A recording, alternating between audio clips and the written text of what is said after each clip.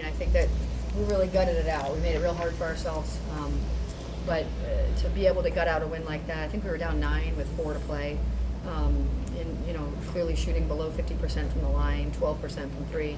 We just couldn't feel good on that end at all. And so we had to just really gut it out. And so really happy that we were able to do so to have another chance to keep going. Lexi's situation didn't play in the first half? Can you have that sound off on that? It's this, and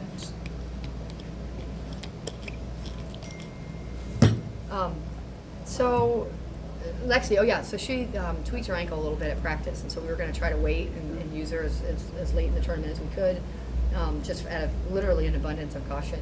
She's too important to us. So at halftime, I said, she was mad and said, I want to play, and I said, well, if we need you, you'll play. So we needed her. Which ankle? I don't know. Oh, I literally don't know, but I'm sure you could tell. It's probably taped her. I don't know. So you would envision playing the whole game without her, but you really needed her. We're prepared. We were prepared to try to not have to use her and give her one more day of recovery, although she implored us that she was fine, and clearly she looks fine. So, but this isn't the time of the season where you put kids in positions where they have to play hampered, right? That's you save that for the league. And so we're certainly glad that we were able to put her back in. She was the only one that hit 3-pointers tonight. Is I guess kind of just the lack of consistency in the shooting. Is that starting to become a concern?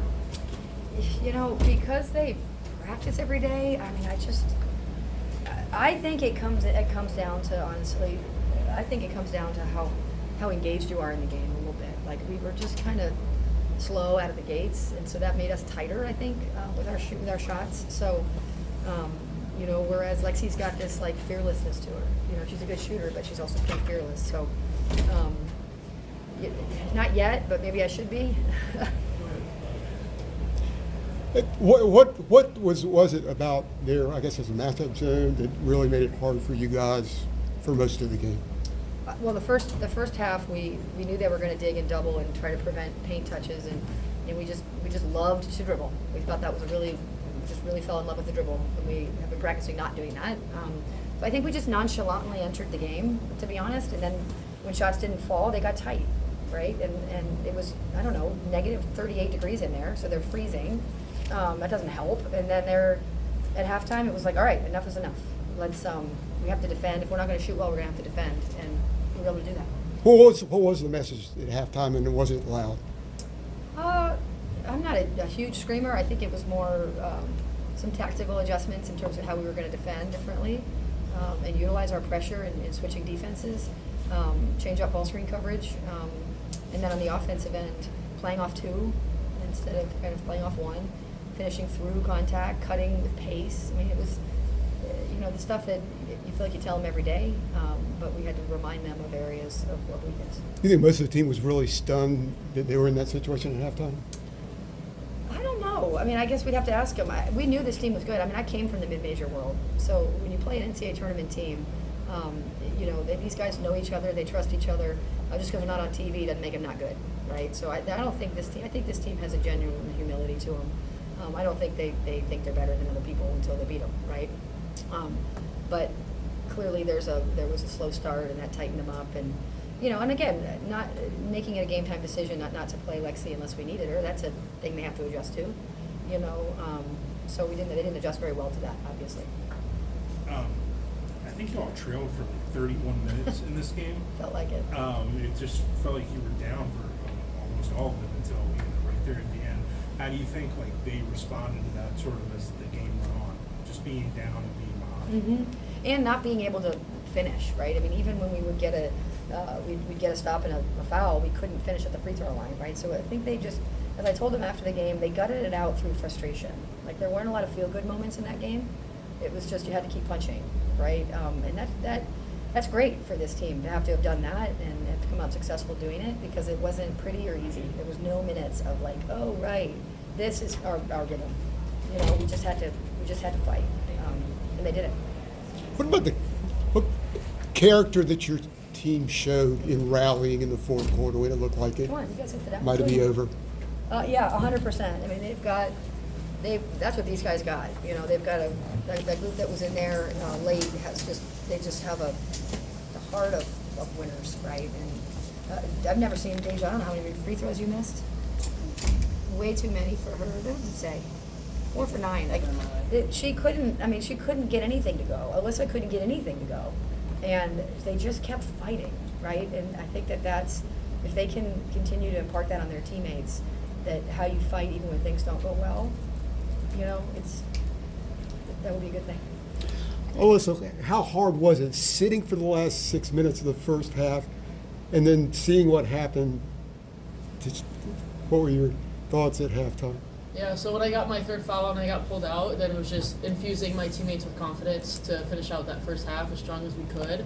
And then heading into the second half, I was able, when I was on the bench, I was able to sit and kind of see how they were defending things and then use that tactically going into the second half. But the biggest thing for me was just trying to bring energy to my team and just make that contagious throughout the squad. Speak to the character of the team and rallying in the fourth quarter. I mean, how did you guys do that? We just have a great team. I mean, everybody who's on the bench, on the court, everybody's invested and is just buying into what we need to do in order to win, whether that's crawling back from being down and just whatever we need. We have a lot of players that have stepped up today. And Deja, can you speak to the frustrations of the first 2.5 quarters and how you guys turned it around? Yeah, no, I think, even myself, I take accountability. My energy was not there in the first half at all. So I think, and I know that I need to be that to help the team go as well. And I didn't bring that. So that first half was brutal because it was, as a whole, we were quiet. We were trying to tiptoe into everything. But I think the second half was huge. At least the fourth. Honestly, I'll say the last 5 minutes of the fourth quarter, just because how we fought. You could just see noticeably a shift, just in our energy, the way we were talking, just the defensive end really. That was the biggest way we came back. And I think so for us as a collective with the group that was in, some subs that came in, that was huge for us. I think the biggest thing was our energy. And you were slow to get up there at the end. Are you okay? I'm great. Never better. Never better. I would say too, it's worth mentioning that that's the kind of kid Deja is, right? Like the first thing she said is tip ownership, that her energy wasn't good, right? And I think sometimes those stories aren't told about kids like that, right? Like that she knows, and it won't happen again. I know it, right? But I'm not surprised that you would say it's not, that you weren't what we needed from the start. And it's so easy to call out your teammates, but this is a group that really, they lead this group well. I didn't play basketball, so I don't know questions. And you're from Texas and you're from Minnesota, so you might have different answers. We're in a hockey arena. Is it harder to shoot when it's cold? I don't think I'll chalk it up to shooting maybe. The air was a little different. I think the first 2 minutes, my chest was kind of, but other than that, sure, let's say that, yeah. Yeah, I mean, I feel like I know we can shoot better in these next games coming up, so the environment doesn't concern me. And having played in Minnesota, where I've played in hockey arenas before, and I've even played outdoor sports in the snow, it really comes down to the grit of the team and the individuals, and that's something that we've all decided going into that second half and even that fourth quarter that we're going to bring, and so we're going to bring that tomorrow as well. You guys had a lot of support. Your dad told me that you had 22 extended family members at the game. Yeah. That had to feel good.